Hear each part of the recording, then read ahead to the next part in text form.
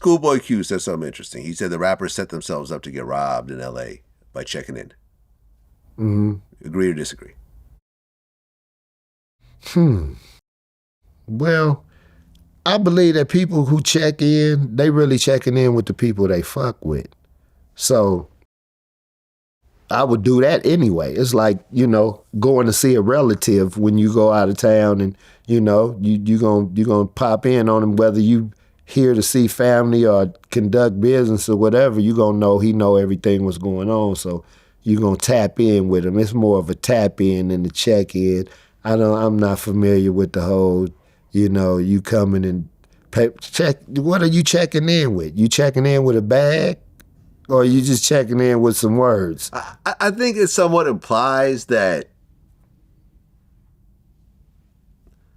some of these guys like to affiliate themselves with gangs because they may get, that's true. Get into issues with someone else who's of a opposite gang or maybe even the same gang, and they're looking for these older OGs to sort of. Sometimes it don't be the older OGs. Or the younger dudes. Sometimes it be the ones out there regulating the turf. You know what I mean? So, I've always felt like, because I cover a lot of street activities and stuff like that. And I have various people upset with me at various times for whatever reasons. Right. I've never gone to, have I ever approached you and said, hey, I got a problem with so-and-so. Can you help me handle it? Not one time. Not one time. Nah. Not at all.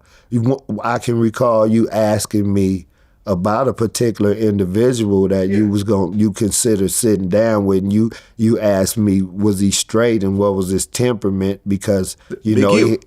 Big U. Yeah. I'm cool with Big U. Big U had a ferocious reputation at that time, and he had a reputation, so I wasn't sure. Yeah, and I told you as much. I told you, he's if whatever he tells you, he gonna stand by that. Right. You know what I'm saying? But it wasn't because I had a problem with Big U and I was looking for you to fix it. Not at all. We're planning on doing an interview.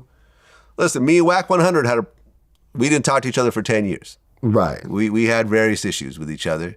And I never went to anyone to try to fix this issue. Right. I felt at one point, if I'm going to fix it, I'll fix it directly with him. At one point, we got on the phone. We worked it out. Now we cool. He coming in tomorrow, do an interview. Dope. His second interview, actually.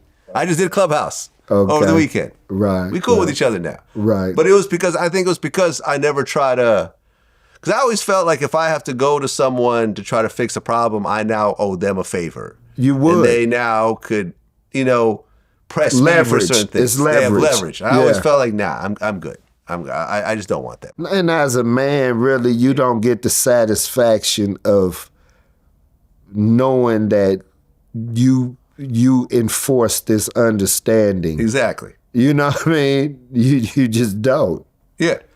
Yeah. Yeah, exactly. Right. Exactly. Right.